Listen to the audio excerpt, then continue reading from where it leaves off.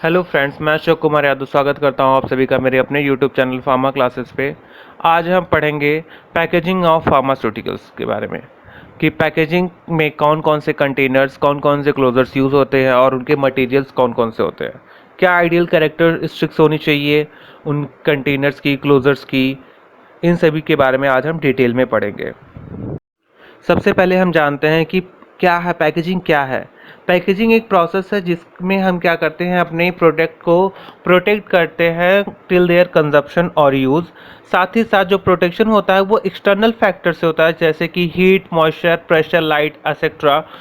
साथ ही साथ जो पैकिंग होता है वो इन्वॉल्व होता है ट्रांसपोर्टेशन, स्टोरेज और आप पैकेज में कंसिस्ट ऑफ। पैकेज किन किन चीज़ों से बनके बना होता है? पहला, एक कंटेनर। कंटेनर एक डिवाइस होता है जो कि ड्रग के डायरेक्ट कांटेक्ट में होता है और इससे हम अपने ड्रग को होल्ड करने के लिए यूज़ करते हैं। नेक्स्ट है क्लोजर्स।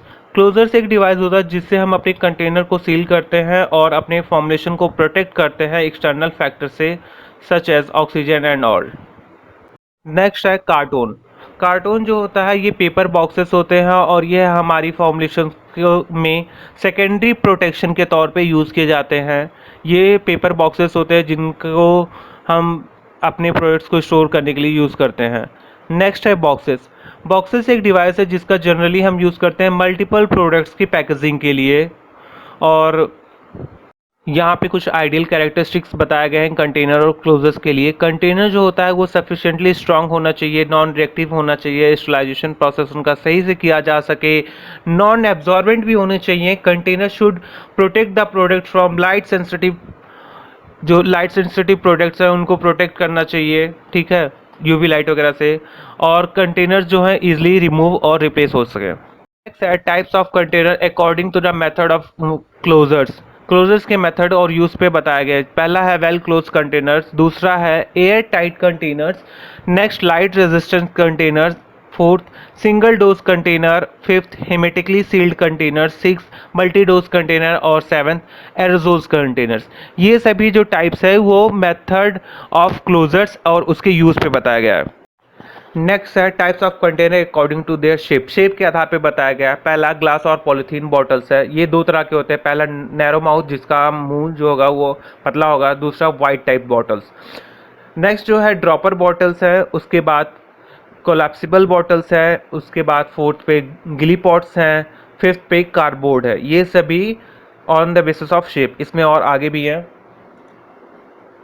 नेक्स्ट है एम्प्यूल्स। एम्प्यूल्स जो होते हैं ये भी फार्मास्यूटिकल डोज को कंटेन करते हैं, सिंगल डोज के लिए यूज़ होते हैं। नेक्स्ट है वॉयल्स। आगे है इसी में polythene packets for intravenous fluid, जो हमारे इंट्रावेनस फ्लूइड्स आते हैं उनके पैकेट्स के बारे में है। नेक्स्ट है polythene bottles for intravenous fluids. Next aerosols container. और 11th नंबर पे बताया गया है इन्वेलप्स, स्ट्रिप्स, कार्टून्स और बॉक्सेस और ड्रम्स के बारे में। ओके। नेक्स्ट है material use for construction of containers. Containers को बनाने के लिए कौन कौन से मटेरियल्स का उपयोग करते हैं उनके बारे में हम विस्तार से पढ़ेंगे। सबसे पहले यहाँ पे जानते हैं कौन कौन से मटेरियल्स जो है यूज़ होते हैं। पहला glass, second plastic, third metals, fourth paper. इन चारों मटेरियल्स का हम यूज़ करते हैं अपने फार्मास्यूटिकल प्रोडक्ट्स को पैक करने के लिए। पहला है ग्लास। ग्लास मोस्टली जो होता है प्रोड्यूस किया जाता है बाय हीटिंग से। हीटिंग में हम मिक्सचर लेते हैं सिलिका का, सोडा ऐश और लाइमस्टोन का और इसको फ्यूज करा देते हैं 1400 डिग्री सेल्सियस पे। इसके बाद इसकी रैपिड कूलिंग की जाती है और हमारा ग्लास बन जाता है। उसके साथ साथ ग्लास जो होता है वो वेरियस फार्मास्यूटिकल प्रोडक्ट्स के लिए डिफरेंट डिफरेंट होते हैं। पहला है type 1 borosilicate glass. Borosilicate glass को बनाने के लिए इसके कंपोजिशन में हम चेंज करते हैं। जहाँ पे हम सोडियम ऑक्साइड फ्लक्स ले रहे थे उसकी जगह पे हम बोरिक ऑक्साइड लेंगे, और साथ ही साथ जहाँ पे हम लाइम ले रहे थे वहाँ उसकी जगह पे हम एल्मुना से उसका रिप्लेसमेंट करा देंगे। और उसके बाद हम क्या करेंगे, इनकी हीटिंग कराएंगे और टाइप 1 बोरोसिलिकेट ग्लास बन जाएगा। नेक्स्ट है type 2 treated soda lime glass. इसको बनाने के लिए हम कॉमर्शियल सोडा लाइम ग्लास का जो प्रिपरेशन है उसके साथ साथ हम सल्फर डाइऑक्साइड का रिएक्शन करा देंगे। जब रिएक्शन करा देंगे तो एल्कली सरफेस बन जाएगा और इस एल्कली सरफेस को डी एल्कलाइज कर दिया जाएगा। सच ग्लासेस को हम यूज़ करते हैं एल्कली सेंसिटिव प्रोडक्ट्स की स्टोरेज के लिए। नेक्स्ट है type 2 treated soda lime glass, इसमें क्या है, जो हमारी कॉमर्शियल प्रिपरेशन है सोडा लाइम ग्लास की, उसमें हम सल्फर डाइऑक्साइड से रिएक्शन कराएंगे तो जो हमारा एल्कली सरफेस बनेगा उसको डी एल्कलाइज करेगा ये सल्फर डाइऑक्साइड, और इस ग्लास को हम यूज़ करते हैं एल्कली सेंसिटिव प्रोडक्ट्स की स्टोरेज के लिए। ठीक है। नेक्स्ट हमारा है टाइप 3 सोडा लाइम ग्लास। तो ये जो है ordinary preparation silicon dioxide soda ash and limestone is generally refuse to as soda lime. ठीक है। It is the cheapest quality and most common form of glass. It contains high concentration of alkaline oxide and impurities in it. Type NP non parenteral glass, ये parenteral products के लिए नहीं use किए जाते हैं। It is a general purpose soda lime glass use for oral and tropical preparations. जितने भी oral और ट्रॉपिकल प्रिपरेशंस आती हैं उनमें हम NP नॉन पेरेंटल ग्लास को यूज़ करते हैं। और नेक्स्ट है कलर्ड ग्लास। कलर्ड ग्लास जो भी होते हैं ये इनकी जो फ्यूज़न होता है उस टाइम पे हम कोई ना कोई मेटल डाल देते हैं जिसकी वजह से इनका कलर जो होता है वो आ जाता है। जैसे कि हम अम्बर्ड कलर ग्लास को यूज़ करते हैं, मेनली इसमें आयरन पड़ा होता है और ये प्रोटेक्ट करता है यूवी लाइट से हमारे फॉर्मुलेशंस को। ठीक है। नेक्स्ट है natural glass. It is another commercial variety of glass available between soda lime glass and silicate glass.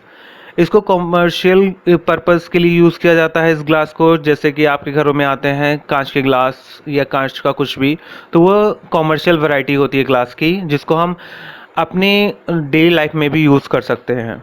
यहाँ पे कुछ एडवांटेज और डिसएडवांटेज बताए गए हैं हमारे ग्लास कंटेनर्स के लिए। पहला है कि इकोनॉमिकली ये सेफ़ होने चाहिए, बेनिफिशियल होने चाहिए। दूसरा कि वेरियस शेप्स और साइज़ में होने चाहिए। वही बात अगर हम डिसएडवांटेज की करें तो डिसएडवांटेज में बताया गया है कि ये ब्रेक हो जाते हैं जल्दी से, और दूसरा है कि अगर टेम्परेचर में चेंजेस होता है तो भी ये क्रैक हो जाते हैं। अब बात करें हम प्लास्टिक की। नेक्स्ट जो हमारा पैकिंग मटेरियल है वो है प्लास्टिक। प्लास्टिक एक वरदान की तरह हमारे फार्मास्यूटिकल फील्ड्स में प्लास्टिक का बहुत यूज़ किया जाता है। प्लास्टिक जो होते हैं मेनली पॉलीमर्स होते हैं कार्बन चैन के, और ये दो तरह के होते हैं, एक थर्मोस्टैटिक प्लास्टिक और एक थर्मो प्लास्टिक।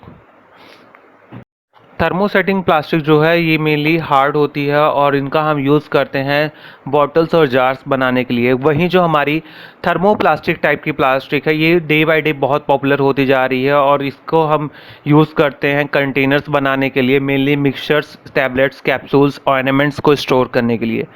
तो यही डिफरेंस है इन दोनों प्लास्टिक्स में। यहाँ पे बताया गया कि कौन कौन से पॉलीमर्स होते हैं जिनका हम यूज़ करते हैं कंटेनर्स को बनाने के लिए। पहला पॉलीमर है लो डेंसिटी पॉलीथीन, नेक्स्ट है high density polythene, next PVC, next है पॉलीपायरोलीन, नेक्स्ट पायलोस्टीरीन, नेक्स्ट नाइलॉन। और ये सब जो है एग्जांपल्स हैं पॉलीमर्स के जिनका यूज़ करते हैं कंटेनर्स को बनाने के लिए। यहाँ पे एडवांटेज ऑफ प्लास्टिक कंटेनर्स बताया गया है कि प्लास्टिक कंटेनर्स जो होते हैं वो चीपर इन कॉस्ट होते हैं, इकोनॉमिकली बेनिफिशियल होते हैं। आगे बताया गया कि ईज़िली प्रोडक्शन हो सकता है इनका लार्ज स्केल पे, अनब्रेकेबल होते हैं, लाइट वेट होते हैं, इनका भार ज़्यादा नहीं होता है, ईज़िली इनको हम ट्रांसपोर्ट भी कर सकते हैं एक जगह से दूसरी जगह से, और बहुत सारे शेप्स में भी हम इनको। नेक्स्ट है मेटल्स। मेटल कंटेनर जो होते हैं बहुत पॉपुलर नहीं है क्योंकि इनका एक तो पहले वेट होता है बहुत ज़्यादा, दूसरा ये रिएक्टिव होते हैं और इनका कॉस्ट भी ज़्यादा आता है बनाने में। मेटल कंटेनर्स का हम यूज़ करते हैं मेनली एरोसोल्स, पाउडर्स, टैबलेट और फूड आर्टिकल्स को पैक करने के लिए, और साथ ही साथ जो हमारे मील्स होते हैं इनको भी प्रोटेक्ट करने के लिए हम यूज़ करते हैं। नेक्स्ट है पेपर। पेपर जो है बहुत ही पॉपुलर है फार्मास्यूटिकल इंडस्ट्री में। मेनली हम पेपर का यूज़ करते हैं अपने सेकेंडरी प्रोटेक्शन के लिए प्रोडक्ट्स के, और पेपर जो होते हैं इनको हम मॉडिफाई करते हैं with the help of wax and other materials, और इसके बाद जो पेपर होते हैं ये थोड़े हार्ड हो जाते हैं और इनका हम यूज़ करते हैं कार्टन बॉक्सेस बनाने के लिए, साथ ही साथ हम इनकी पैकिंग के लिए भी यूज़ करते हैं। नेक्स्ट में बताया गया नेक्स्ट स्लाइड में कि जितने भी मटेरियल्स यूज़ किए जाते हैं कंस्ट्रक्शन ऑफ क्लोजर्स के लिए उनके बारे में बताया गया। पहला कॉर्क है, दूसरा है glass, next plastic, next metals और रबर। ये 5 मेटल्स हैं जिनका हम यूज़ करते हैं क्लोजर्स को कंस्ट्रक्ट करने के लिए। इनको मैंने ज़्यादा एक्सप्लेन नहीं किया क्योंकि इन सभी मेटल्स के बारे में हम पहले पढ़ चुके हैं। यहाँ पे बताया गया कॉर्क के बारे में। कॉर्क जो होता है ये वुड होता है ओक ट्री का, जिसका हम यूज़ करते हैं नैरो बॉटल्स की माउथ को कवर करने के लिए, क्लोजर्स बनाने के लिए। अगला जो है ग्लास है। ग्लास जो है इसका भी यूज़ करते हैं हम स्टॉपर्स बनाने के लिए, बट ये सक्सेसफुल नहीं है। नेक्स्ट है प्लास्टिक। प्लास्टिक जैसा कि हम जानते हैं कि ये ऑलमोस्ट पॉपुलर रहा है। उसके बाद रबर्स होते हैं।